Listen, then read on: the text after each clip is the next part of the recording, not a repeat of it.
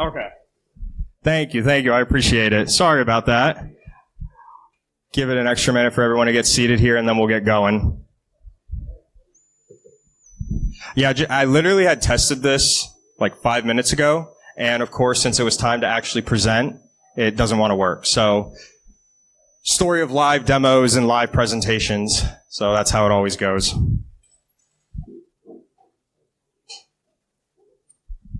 So I'll give it one more minute, let everyone get seated, and then I'll begin.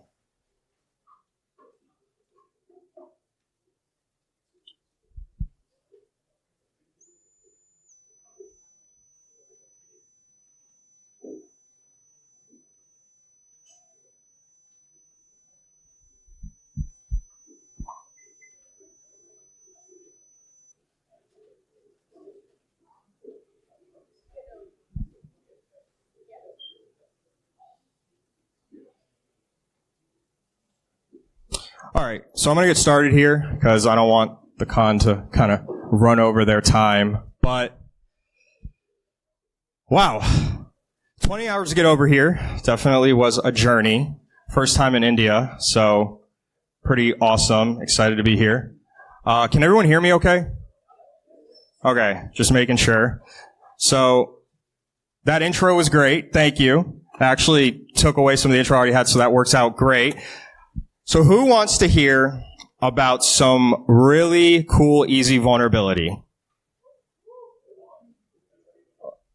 This is Nullcon. Who wants to hear about some really cool, easy vulnerability? Okay. There we go. All right, so before I begin, a couple things I do want to say here really quickly. And as you can see here, the title of this talk is Google Give Me Vulnz. So 2 quick things. The first thing I want to say is everything that I'm presenting here today has been fixed. I follow CVD. I follow coordinated vulnerability disclosure. You would never see me disclose anything that is not fixed. I've always done that. I've worked closely with Google, been working with them for years. They're amazing to work with, and everything was fixed promptly and timely, and they are great to work with. The second thing I want to bring up really quickly is that the vulnerability I'm talking about here today, Google is not the only one vulnerable to it. It is actually a broad problem across the InfoSec ecosystem as a whole.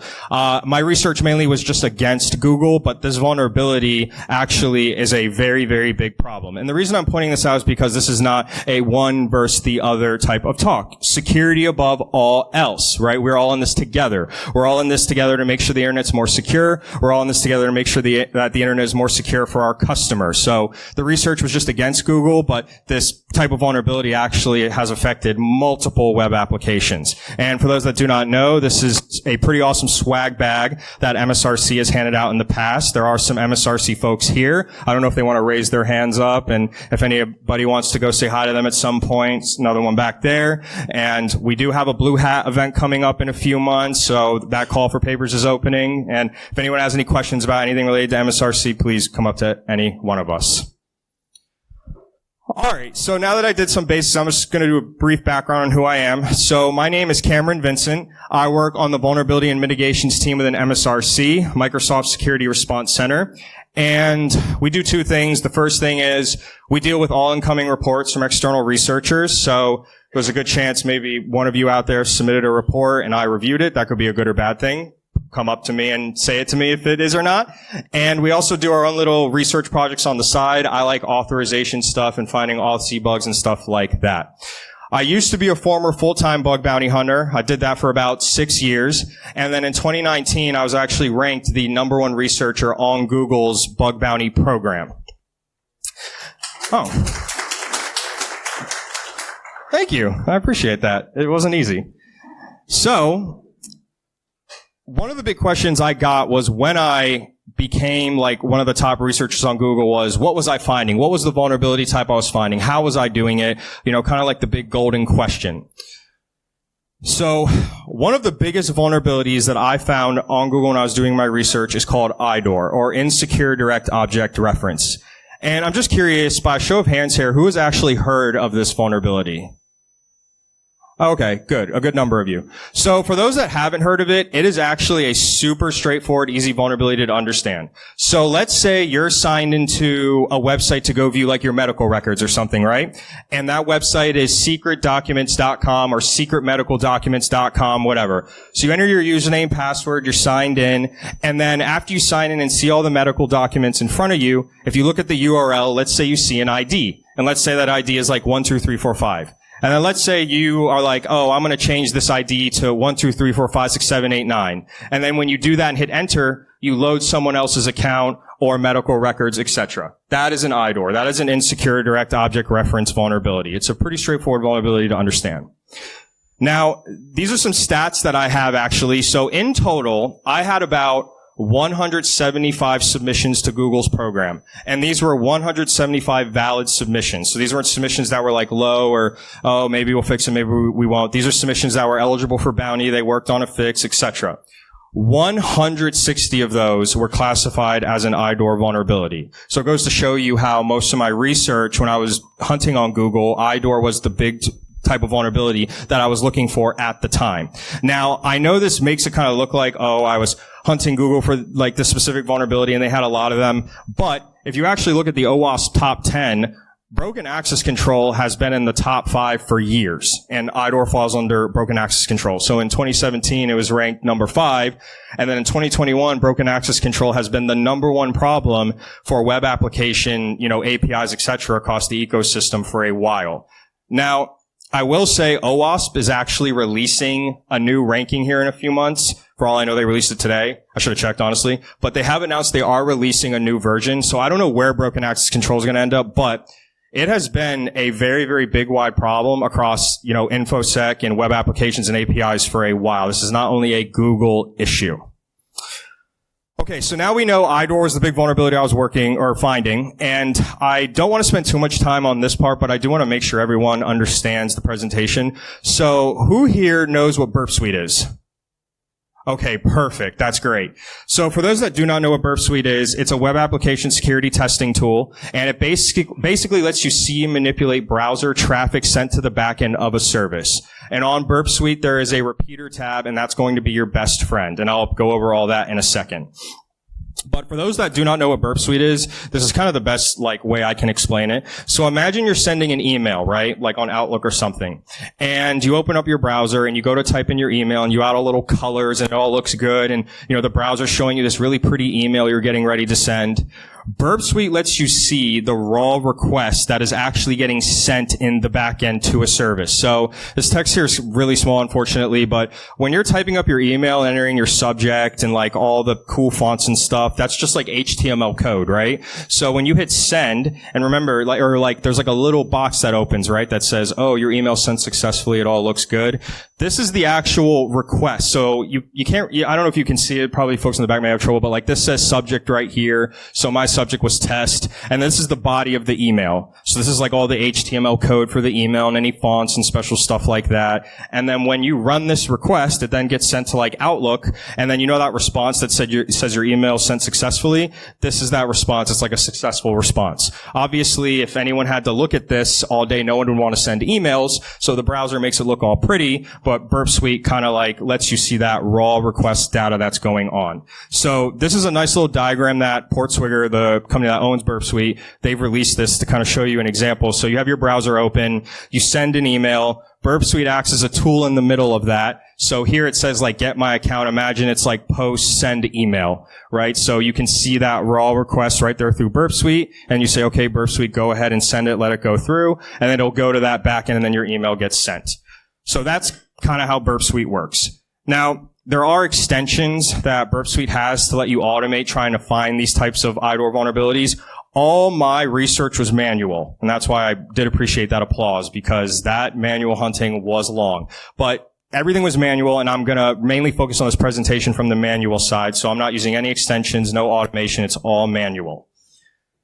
Okay, so the fun part. What 2 Google products did I find these vulnerabilities on? So the 2 main Google products that I did my research on was Google Ads and Google Workspace. And I'm also curious, by show of hands here, who has heard of these or used these at all? Okay, nice. Wow, nice. That definitely makes this presentation much, much more connected. Okay, so Google Workspace. So for those that do not know what Google Workspace is, this is a quote directly from like the Google Docs. So Google Workspace lets you basically create a custom email for your domain, and then you got like Gmail, Calendar, Meet, Google Docs, Sheets, everything. It's basically a collaboration environment, right? So imagine you have a school, right, or a company, and like you have all your students or all your employees. Google lets you manage all of them in like one, Google Workspace, lets you manage them all in like one giant collaboration environment. So this is an example of kind of like what the Google Workspace admin panel looks like. So when you're signed into it, like let's say you are managing a school, right? So you'd click on users and add all the students there. So student 1, 2, 3 at blah, blah, blah.edu, for example. And then let's say these groups, you could create groups. Those could be like classrooms. Buildings could be like, the different classroom buildings. And devices. This is the most important part here. So when you're in a Google Workspace org, you can manage devices. So like let's say, you're a school, the students have Chrome devices, or you're a company and your employees have Android devices. You can manage those devices there, etc. So that's how Google Workspace works. It's just a giant collaboration environment. Now, before I get into the good part, I do need to go over one other quick product, and that is what the Google Play Console is. So for those that do not know what this is, the Google Play Console basically lets you publish apps and games to the Google Play Store. So whenever you go on the Google Play Store to like download apps for like your Android or Chrome devices, kind of like how you download apps from the Apple Store, this is what the admin panel looks like when you're signed into the Google Play Console. So this was an image directly from like the Google Docs, so you can't really see it here. Someone at google.com, this was their UI. So for example, they have an app called the Handy Developer Guide. They have it published on the Google Play Store. It shows the price, so they could change the price if they wanted to, the number of active installs, the reviews, they could respond to the reviews, etc. So this is the Google Play Console. It lets you publish apps to the App Store so users could download them to their device, and then you can manage them here, release new versions, etc. Okay, so years ago, back in 2018, I didn't find the bug this far back, but this was a feature that was announced. Google announced that admins of a Google Workspace org can publish private apps to their organization. So this was a feature that was announced a while ago.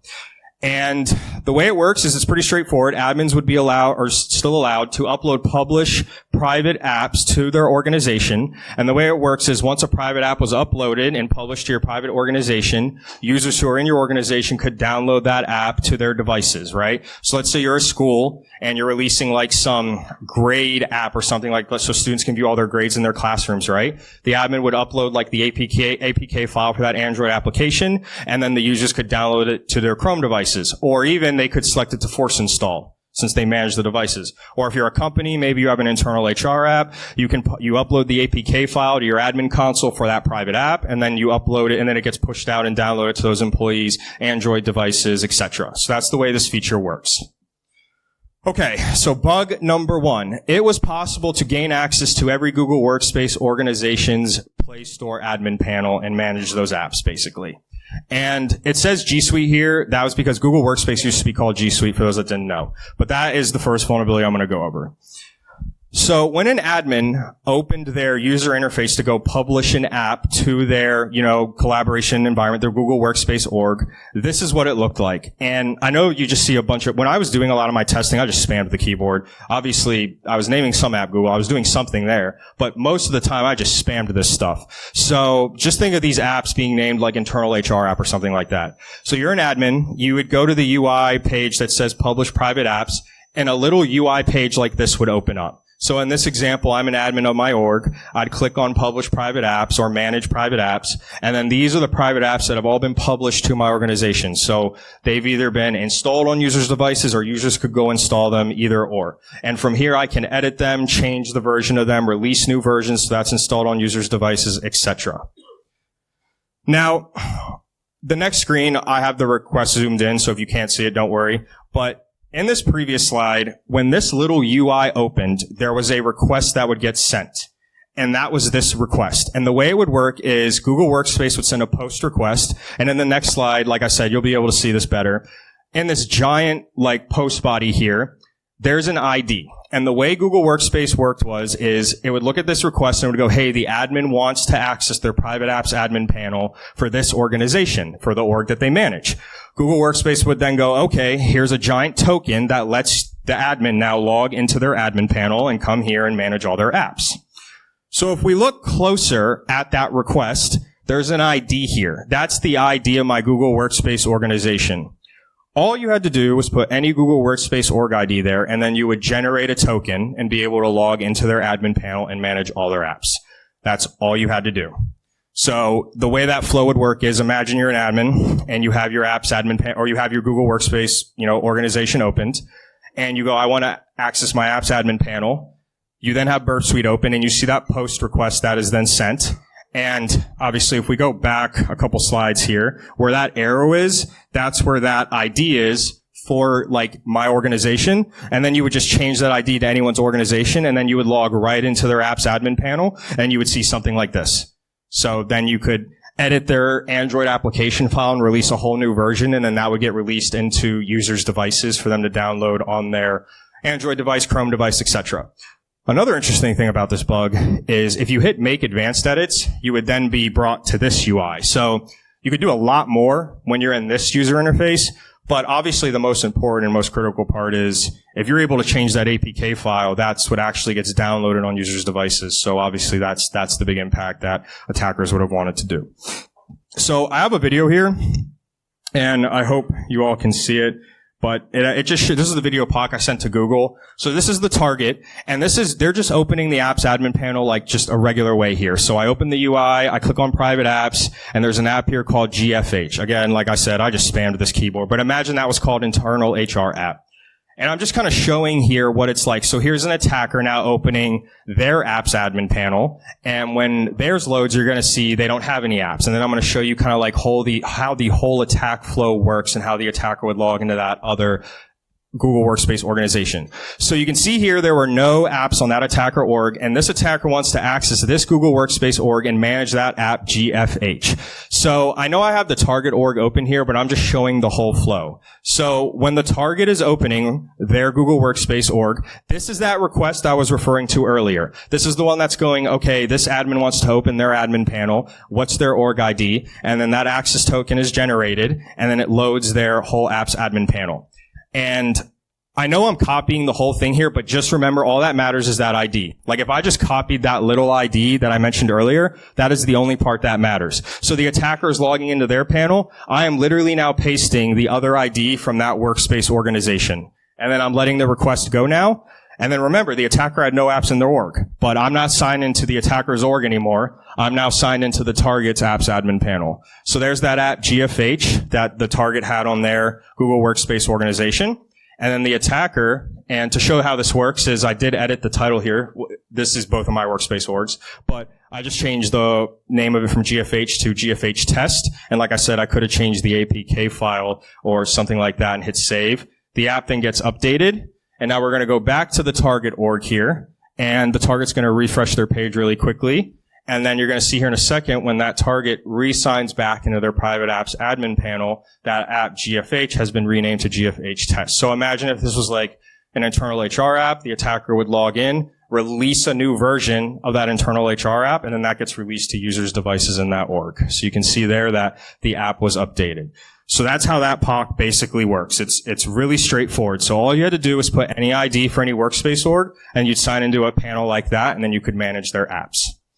So, quick thing here I did want to mention, obviously, one of the cool things about this bug is the supply chain attack impact this can have. Like, if this is a app that is installed on all users' devices and you release a new version, that new version would get downloaded onto their device. So the whole flow for that would be company A uses Google Workspace and then publishes a private internal app to their, devices in their company, and then the attacker now logs into company A's admin panel and publishes their own new version, I use that in air quotes, to those devices. So definitely a super impactful bug. Google was amazing to work with and they fixed it super, super quickly. Okay, so the good news is if you understood that one, you're about to understand all the other ones. If you didn't understand that one, well, don't worry, we have a few more examples. So bug number 2, it was possible to leak the email subject/logs for all G Suite or Google Workspace organizations. Okay, so on Google Workspace, there is a feature where Gmail will kind of store the logs for all emails that are sent in your organization. And this includes stuff like subject, timestamp, just different types of metadata, right? Now, if you actually want to see these logs, you need to set up something called a BigQuery project for all the logs to get stored in, and it gets stored in a data set, and then you can just, query them like that, view them all, it just organizes it for you. The logs aren't like stored just by default. You actually got to enable this feature, and then all the Gmail logs will start getting saved in that project, and then you could view them. So when you have a Google Workspace organization opened, this is the admin panel here that lets you enable that feature. So when you would hit enable, you would select a Google Cloud project that you have access to, and then you would, pick the name for the data set. So Gmail_logs, and you can see my amazing spamming keyboard skills right there. And then after it would be enabled, all the logs for your Google Workspace org would then start getting stored in your Google Cloud project, BigQuery project, and then you could view them all from there. Now, when you hit the save button here, and we have Burp Suite open, this is the request that would get sent. So it's a post request, so post/Gmail admin settings, which makes sense because we're editing the admin settings for the Gmail settings for our Google Workspace org. And then remember, like in the previous one, there was an ID.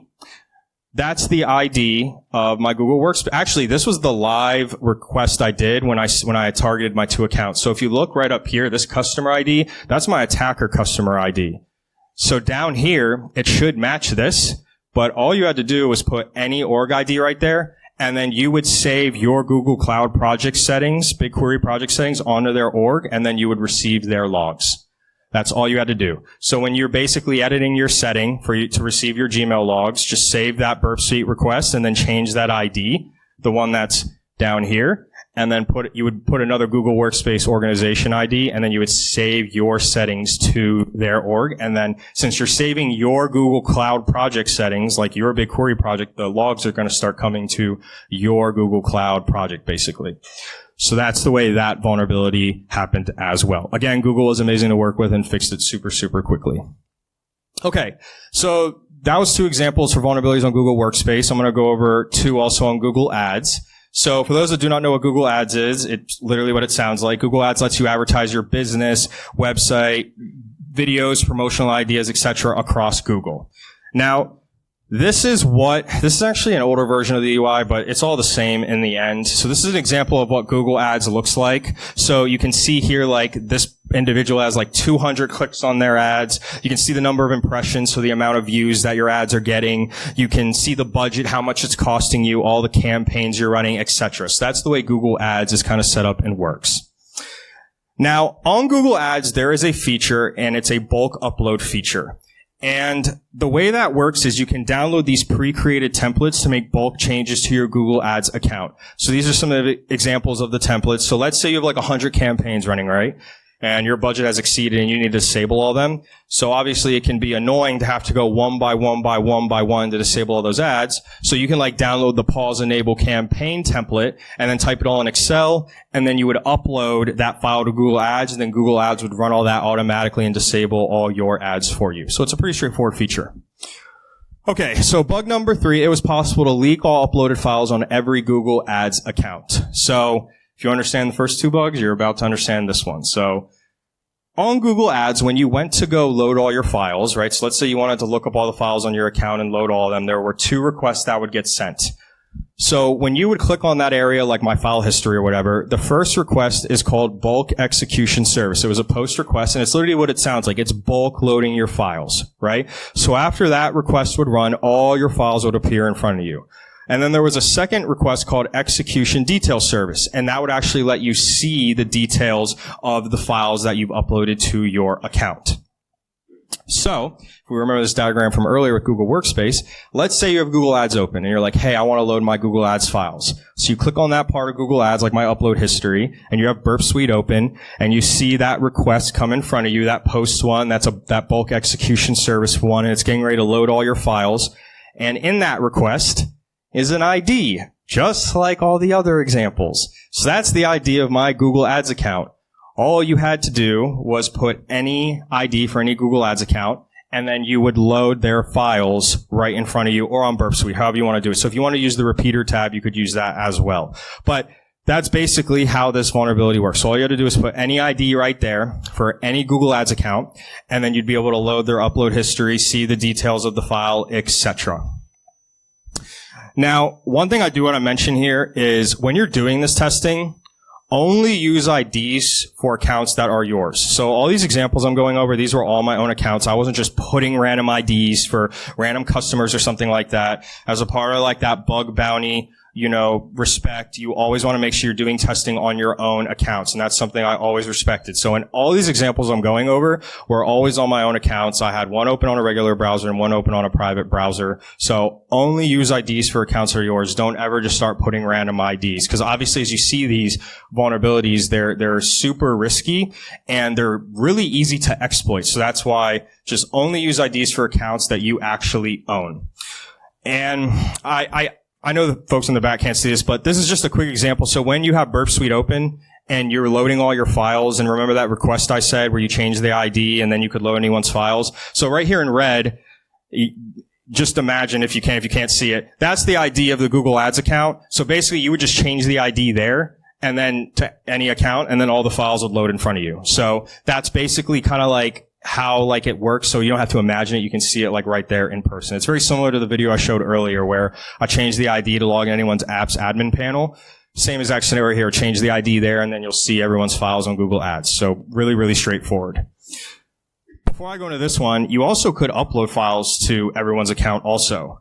Now, I know that sounds crazy, but unfortunately, well, I guess I should say fortunately, Google had an approval process on ads where when you uploaded a file, the changes weren't ran automatically. There was a little like pending state, and then an admin had to approve the file to let the changes all go through. So that was fixed also, and that wasn't as serious because obviously like you gotta hope an admin just randomly decides to go and run your file that appeared on their account out of nowhere. But unfortunately, that was also an example, but it wasn't as serious. Okay, so in the last one, you could leak all uploaded files. That was fixed. And then after they fixed it, you were actually able to leak all uploaded files again. And the best part about this example is you don't even need Burp Suite for this. So after they fixed the first example, they actually released a new API to download files on Google Ads accounts. And the way that worked was it was a really long URL like this actually. And when you would hit download file, it was just a simple URL like this. And all you had to do was over here it says XID. That's the ID of the file. So all you had to do was put any file ID on Google Ads. Excuse me. And then for the operating customer ID, you had to put the ID of the user who owned the file. And then all you had to do was go directly to that URL, and then you would download their file just like that. So for the XID value, you put the value of that file that someone owned. And then for the operating customer ID, you would put the ID of the user who owns that file, basically. Now, for the previous example, I know that, and this is the thing with IDOR, the thing that does affect it sometimes is how guessable are these IDs. So one thing I do want to mention is, so IDs are not security boundaries. If it's static and never changes, an ID is never a security boundary. Authorization is always important, especially when it comes to accessing someone's personal data or information. And this definitely is not an easy like proof of concept, and this does affect severity because obviously these IDs are much, much longer. But in the end, like Google, for example, if you submit something like this is valid and they will work on adding proper authorization. So I do want to say, like, I have ran across instances, not with Google, but in other instances where like an ID, it's a long ID, it's not that hard to kind of guess, but an ID is never a security boundary, it never will be. Auth-C is always required. So that's just something I want to reiterate here, is that if you're developing something, authorization is critical when it especially comes to accessing someone's personal information. But that's it. So thank you. Shout out to the Google team as well. They were great to work with. We're taking a group picture. Huge shout out for Cameron.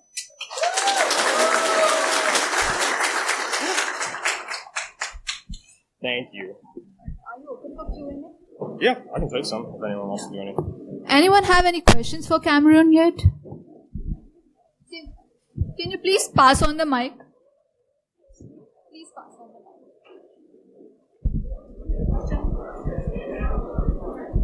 mic. Yeah, how easy would it be to guess one of the IDs of the companies? How how easy could you guess one of the IDs of the, so the entropy wasn't that high, but how would you get the ID of the company? So I was asked how easy it is to get the IDs. So for Google Ads, those IDs were generally numeric. So if you just changed one or two numbers, you generally could have done that proof of concept pretty easily. Google Workspace, those were kind of randomized, but they're only like 5-6 digits. So the longer the ID does make it harder, but the shorter the ID definitely affects severity. So even if it's still random, but if the ID is only like 4 digits, it would still be serious and different, like for Microsoft's bug bounty program, for example, we would treat that as serious. So I hope that helps.